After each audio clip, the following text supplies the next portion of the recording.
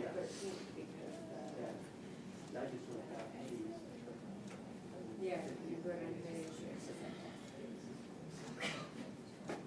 There. schools out and some of the excited district. There's less children to worry about running first. Here, people.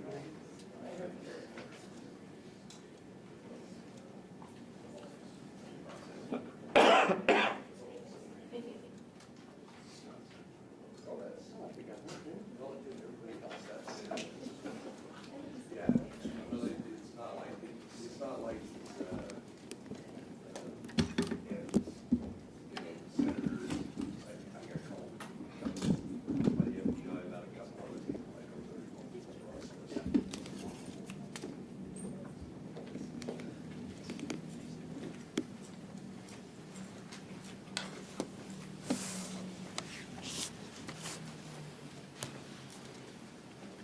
Come over on that side.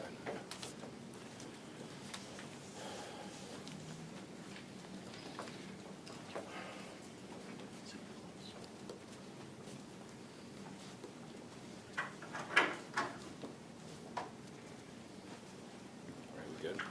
Well, good morning, everyone. Thank you for being here. I am Justin Whatcott, the Acting United States Attorney for Idaho.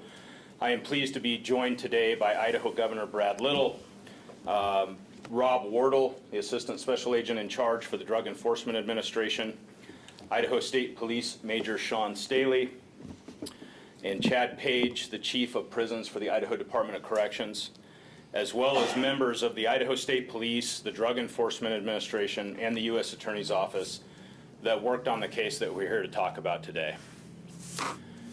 Today we are here to highlight an investigation that culminated in 2 drug trafficking federal cases and a total of 11 defendants that were charged, convicted, and sentenced here in the District of Idaho.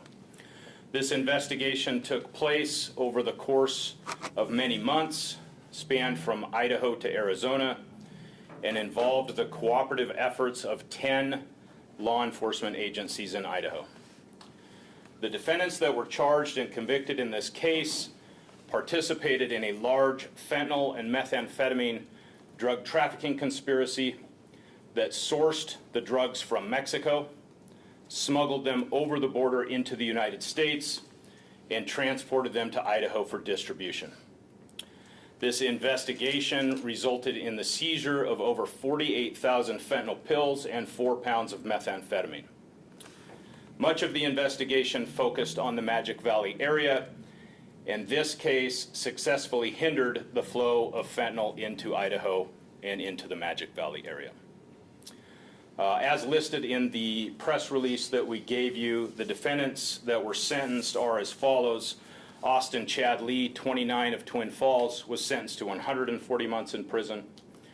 Arafat Ramirez, 43 of Jerome, was sentenced to 140 months in prison.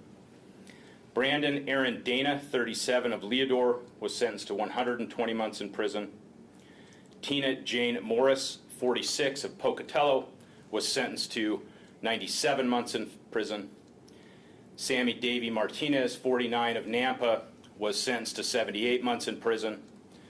Jamie Lee Coltrane, 36 of Rupert, was sentenced to 48 months in prison. Jenica Ann Johnson, 31 of Pocatello, was sentenced to 48 months in prison. Daniel Ross Coltrane, 40 of Paul, was sentenced to 25 months in prison.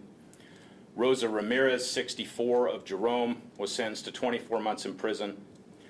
Rachel Dixon, 36 of Boise, was sentenced to 3 years probation.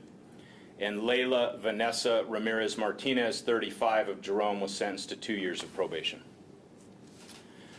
I commend the outstanding investigative efforts of the Idaho State Police, the Drug Enforcement Administration, the sheriff's offices from Ada, Twin Falls, Minidoka, and Cassia County, the city police departments for Pocatello, Nampa, and Garden City, as well as the Idaho Department of Corrections, that all participated in this investigation. The sentencings in this case highlight the serious threat that fentanyl and methamphetamine traffickers pose to Idaho in our communities, and it also represents the commitment that we have to stop them. This case is yet another example of the flow of dangerous drugs from Mexico into the United States and eventually ending up in Idaho. These drugs significantly endanger our citizens and our communities. I am very appreciative of the support that the state of Idaho and Idaho Governor Brad Little, the Idaho State Police, and the county sheriffs and city police departments provide to the United States Department of Justice to address the lethal threat posed by dangerous drugs being smuggled from Mexico. I thank our law enforcement partners for the dedication to these important cases, which help keep Idaho a safe and wonderful place to live. And I will now turn it over to Governor Brad Little. Thank you, Justin. It's not lost on me about the communities that were listed, from our biggest community to two of our smallest communities. This is a problem that's obviously permeates our state, and the cooperation that Justin just alluded to basically epitomizes the best efforts of all of Idaho, our partners at the local government, our partners at the federal government, to address this. When I talk to Idahoans constantly, the one thing that they're, and part of the reason people are moving to Idaho is because they want to be safe. Public safety is a huge driver of Idaho's growth. Our high quality of life drives economic opportunities. But without public safety, our quality of life is not possible. That's why I made our Operation Esto Perpetua a top priority for this administration. This initiative championed historic investments in the Idaho State Police with a particular focus on fentanyl, drug trafficking, and human trafficking. With those investments, the leadership of Colonel Gardner, who runs the state police, and the rest of his team, we were able to contribute so much more to the shared effort to get drugs off our streets. I would like to highlight for a moment some of the big wins we had this session with the legislature. We secured a new Special Assistant U.S. Attorney in North Idaho to focus solely on putting away drug traffickers. We strengthened Idaho's laws related to immigration enforcement, both through the signing of my executive order and the Border Security and Immigration Enforcement Act that was House Bill 83. I think anyone in the room today would tell you drug trafficking and our country's immigration policy are directly linked. In a matter of weeks, President Trump took steps to completely turn the situation at the border around. Here are some of the border successes in 2 to 3 months since the president took office. Illegal crossings have declined to the lowest level ever recorded, down 94% from February of 2024 and down 96% from an all-time high. 2 years ago, the U.S. Border Patrol agents encountered 1,500 illegal immigrants every day in the El Paso sector alone. Now, they see roughly 80 a day amid President Trump's unprecedented efforts. The Department of Homeland Security announced that arrests of criminal illegal immigrants have doubled. President Trump declared a national emergency at the border and deployed the military to secure our nation. Illegal immigrants are flat out just turning around in droves amid the crackdown. These changes will be felt at the local level with fewer drugs on our streets. Our law enforcement partners from the federal level to the local level work closely with the Idaho State Police to keep our people safe. I want to congratulate everyone in the room for reaching this pivotal moment. Today's news doesn't just keep us on track to protect Southern Idaho, it keeps us on track to protect the entirety of the state of Idaho. Thank you very much. Now turn it over to ASAC Rob Wardle for comments from the DEA. Good morning, everyone. First of all, I'd like to thank our state and local partners, as well as the U.S. Attorney's Office, on this for our cooperation in this case, as well as to congratulate everybody who participated in this investigation congratulate them on a job well done. During this investigation, teamwork was paramount. The cooperation that we received in Idaho with our state and local, as well as our other federal counterparts here, is amazing.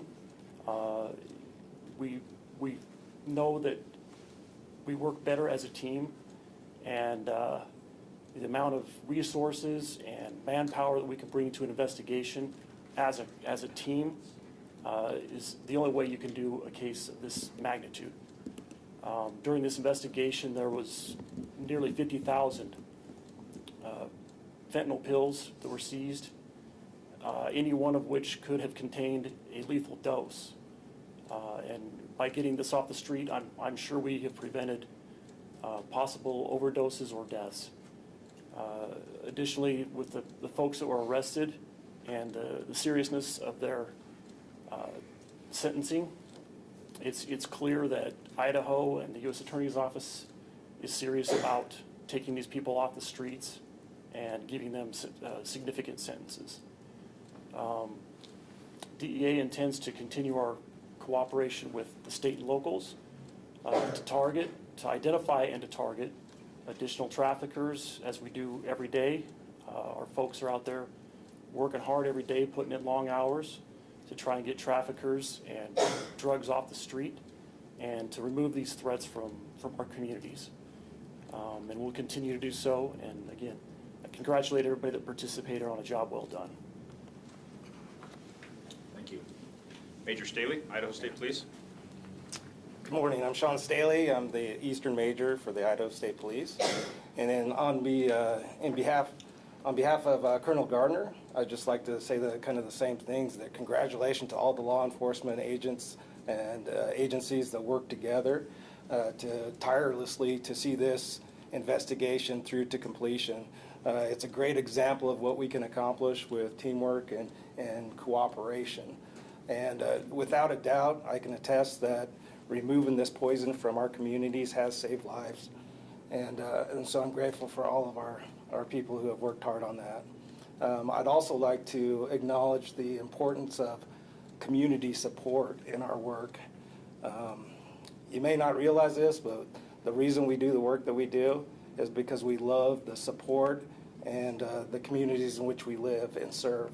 And so we could not do this without your support. So continue to support your local law enforcement services, and together we can, achieve great things and keep Idaho safe. Thank you. Thank you. We're happy to take any questions that you have. Yes. So earlier this month, Governor Little, you tweeted out praising ICE agents for an arrest that was made. It was a person, we don't know if it was a man or a woman, who was trying to sell fentanyl to their coworkers. Does that have any connection to these cases? Do we have any updates? I know that was also in cooperation with DEA. Do you know what case that was, Sean? I do not. I'm sorry. I'm not aware of what case that is either. Okay, that was earlier this month, a tweet on, I think, April 1st. I don't know if that would ring any bells. Yeah, I can speak to that real quick. It was, we assisted HSI's ERO, their immigration removal officers. It was just a DEA assist on that. The person that they removed, it's unrelated to this case, but the person that they removed was alleged to have been offering to provide fentanyl to coworkers. Again, it was their investigation, and we merely assisted with that. Thank you so much. Julie from Boise State Public Radio. Wondering if you could contextualize the numbers. 50,000 pills is a huge number, but what do you think is in circulation? What is the percentage? Like, it's kind of an abstract number. I'm trying to understand where it fits in Idaho or in what is existing in the market. Rob, do you want to address that just in the context of what that amount means? Yeah. The amount is. Do you want him to come over so you can all that'd be pick great. that up? Or Mike's over there. I'm the audio visual guy. I can't speak directly to your question about what nationally. I can tell you the 50,000 pills is essentially that they're made in Mexico, they're smuggled in the U.S., and the 50,000 pills would each represent an individual dose. But again, they're not pharmaceutical pills, so one dose might be the dose you're looking for as a user, one dose might kill you. I'm not sure the total quantity coming into Idaho, but for this specific case, I can tell you each pill would represent an intended individual dose.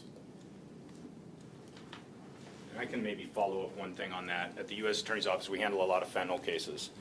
And we do see a significant amount of pills. When you talk about 48,000 pills, one pill can kill a person. So 48,000 pills being flooded into our community is a significant community threat. So this is a large amount of pills. We do see cases with large amounts of pills, and that's why we expend so many resources trying to address fentanyl trafficking because of the danger that it poses.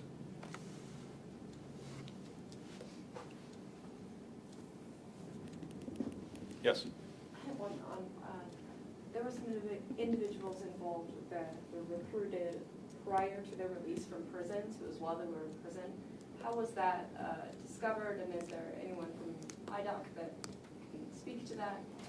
Or could you speak to that? I will just say that was part of the investigation, yes, was the Idaho Department of Corrections working with our law enforcement agencies to identify efforts to recruit individuals while they were in the Idaho Department of Corrections to distribute fentanyl after they were released. On parole? Correct. And let me add to that. We had a discussion upstairs.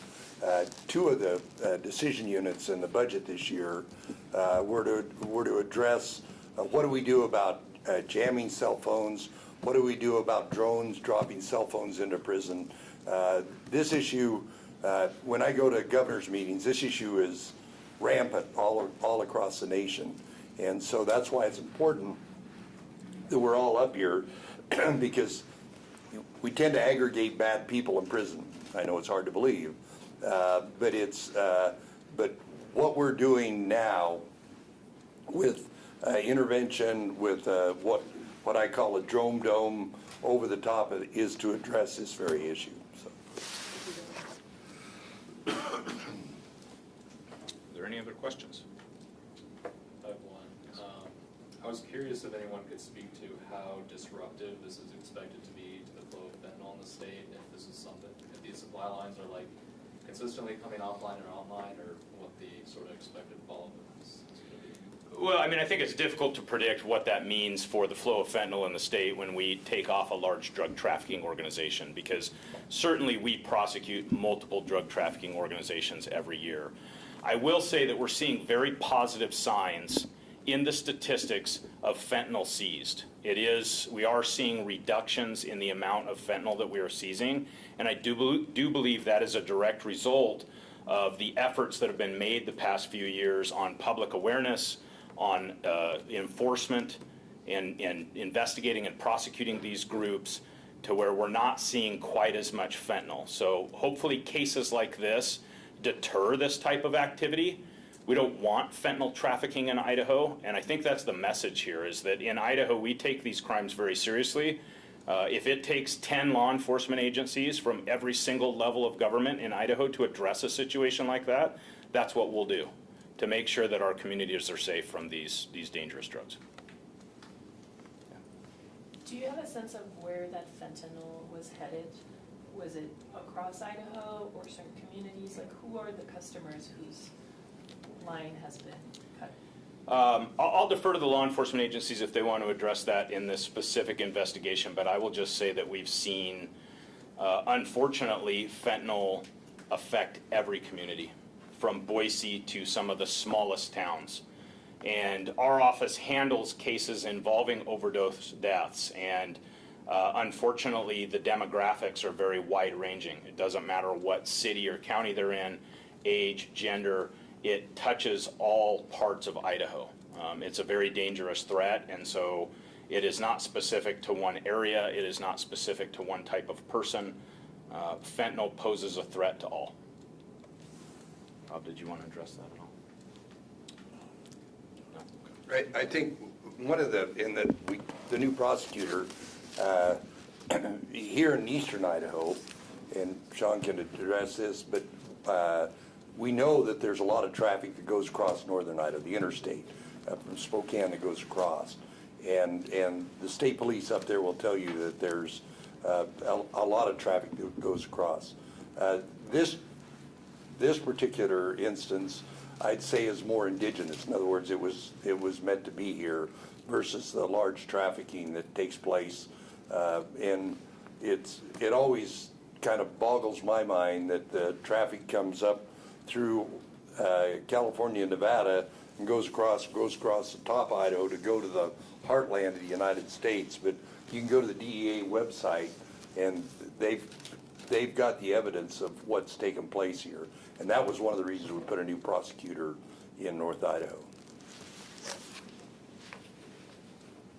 And I think just to add on, the key is, I mean, this stuff was coming up and it's going to go everywhere. That's the answer. Where's this stuff going? It's going everywhere. It's in our communities here.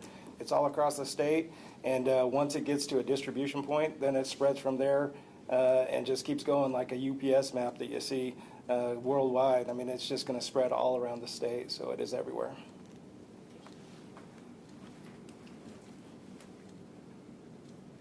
We got one more. I was curious if someone could speak a little bit to the prosecutorial timeline. Just I understand Lee was tipped off in early 2023, and I wanted to get an idea of when he ended up in custody and how long it was before he was sentenced, and that relative to other similar cases. Yeah, I mean, these cases take some time as far as investigation and prosecution then to go through the system. The indictments were filed in 2023. We had defendants being sentenced back in 2024. We're having this press conference now because the final defendant was finally sentenced. Some cases take a little bit longer to run through than others, but as far as the time frame goes, this is pretty typical of a large-scale drug trafficking 11 defendant conspiracy case.